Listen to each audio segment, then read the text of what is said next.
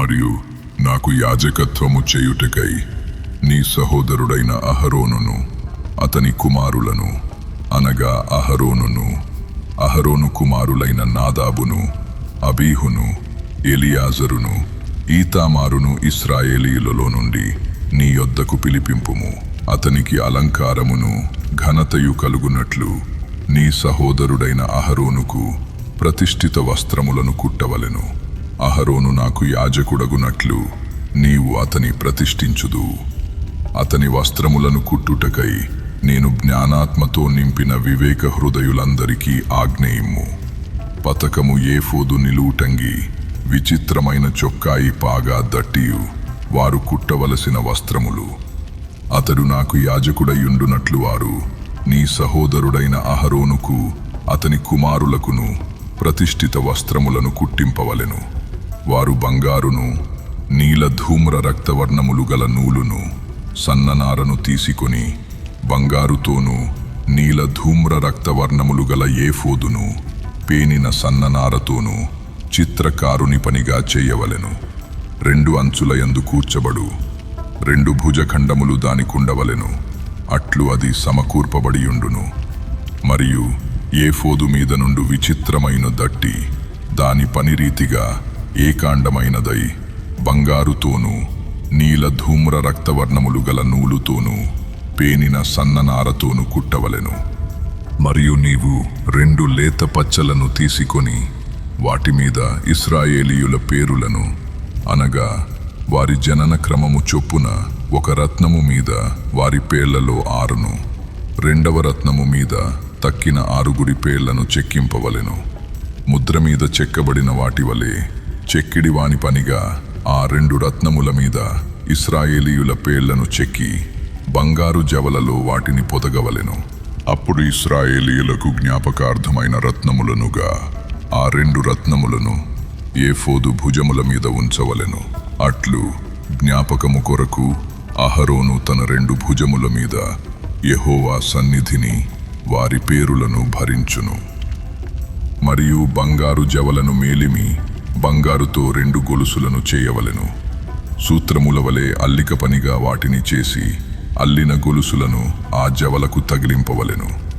మరియు చిత్రకారుని పనిగా న్యాయ విధాన పతకము చేయవలెను. ఏఫోదు పనివలే దాని చేయవలెను. బంగారుతోనూ నీల ధూమ్ర రక్తవర్ణములు గల నూలుతోనూ పేనిన సన్ననారతోనూ దాని చేయవలెను. అది మడవబడి చచ్చౌకముగా నుండవలెను. అది జేనెడు పొడుగు జేనెడు వెడల్పు గలదయ్యుండవలెను. దానిలో 4 పంక్తుల రత్నములుండునట్లు రత్నముల జవలను చేయవలెను. మాణిక్య గోమేదిక మరకతములు గల పంక్తి మొదటిది. పద్మరాగ నీల సూర్యకాంతములు గల పంక్తి 2వది. గారుత్మతము యష్మురాయి ఇంద్రనీలములు గల పంక్తి 3వది. రక్తవర్ణపురాయి సులిమానిరాయి సూర్యకాంతములు గల పంక్తి 4వది. వాటిని బంగారు జవలలో పొదగవలెను. ఆ రత్నములు ఇశ్రాయేలీయుల పేరులు గలవై వారి పేరుల చొప్పున 12 ముద్ర మీద చెక్కిన వాటి వలె వారిలో ప్రతివాని పేరు చొప్పున 12 గోత్రముల పేరులు ఉండవలెను. మరియు ఆ పతకము అల్లిక పనిగా పేనిన గొలుసులను మేలిమి బంగారుతో చేయవలెను. పతకమునకు 2 బంగారు ఉంగరములు చేసి ఆ 2 ఉంగరములను పతకపు 2 కొసలయందు తగిలించి పతకపు కొసలనున్న 2 ఉంగరములలో అల్లబడిన ఆ 2 బంగారు గొలుసులను తగిలింపవలెను. అల్లిన ఆ 2 గొలుసుల కొసలను 2 జవలకు తగిలించి ఏఫోదు నెదుట దాని భుజముల మీద కట్టవలెను. మరియు నీవు బంగారుతో 2 ఉంగరములను చేసి ఏఫోదు నెదుటనున్న పతకము లోపలి అంచున దాని 2 కొసలకు వాటిని తగిలింపవలెను. మరియు నీవు 2 బంగారు ఉంగరములు చేసి ఏఫోదు విచిత్రమైన దట్టిపైగా దాని కూర్పు నొద్ద దాని ఎదుటి ప్రక్కకు దిగువను ఏఫోదు 2 భుజభాగములకు వాటిని తగిలింపవలెను. అప్పుడు పతకము ఏఫోదు విచిత్రమైన దట్టికి పైగా నుండునట్లును అది ఏఫోదు నుండి వదలకయుండునట్లును వారు దాని ఉంగరములకు ఏఫోదు ఉంగరములకు నీలి సూత్రముతో పతకము కట్టవలెను. అట్లు అహరోను పరిశుద్ధ స్థలములోనికి వెళ్ళునప్పుడు అతడు తన రొమ్ము మీద న్యాయ విధాన పతకములోని ఇశ్రాయేలీయుల పేర్లను నిత్యము యెహోవా సన్నిధిని జ్ఞాపకార్థముగా భరింపవలెను. మరియు నీవు న్యాయ విధాన పతకములో ఊరీము తుమ్మీము అను వాటిని ఉంచవలెను. అహరోను యెహోవా సన్నిధికి వెళ్ళునప్పుడు అవి అతని రొమ్మున ఉండునట్లు అహరోను యెహోవా సన్నిధిని తన రొమ్మున ఇశ్రాయేలీయుల న్యాయ విధానమును నిత్యము భరించును. మరియు ఏఫోదు నిలువుటంగీని కేవలము నీలిదారముతో కుట్టవలెను. దాని నడుమ తల దూరుటకు రంధ్రము ఉండవలెను. అది చినగకుండునట్లు కంఠ కవచ రంధ్రము వలె దాని రంధ్రము చుట్టూ నేత పని అయిన గోటు ఉండవలెను. దాని అంచుల చుట్టూ నీల ధూమ్ర రక్తవర్ణములు గల దానిమ్మ పండ్లను వాటి నడుమను బంగారు గంటలను నిలువుటంగి చుట్టూ తగిలింపవలెను.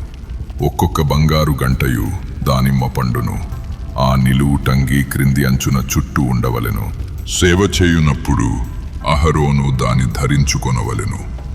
అతడు యెహోవా సన్నిధిని పరిశుద్ధ స్థలములోనికి ప్రవేశించునప్పుడు అతడు చావకయుండునట్లు దాని ధ్వని వినబడవలెను.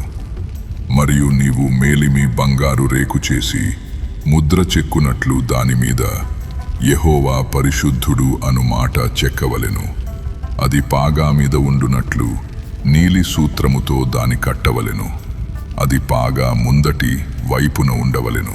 తమ పరిశుద్ధమైన అర్పణలన్నిటిలో ఇశ్రాయేలీయులు ప్రతిష్ఠించు పరిశుద్ధమైన వాటికి తగులు దోషములను అహరోను భరించునట్లు అది అహరోను నొసట ఉండవలెను.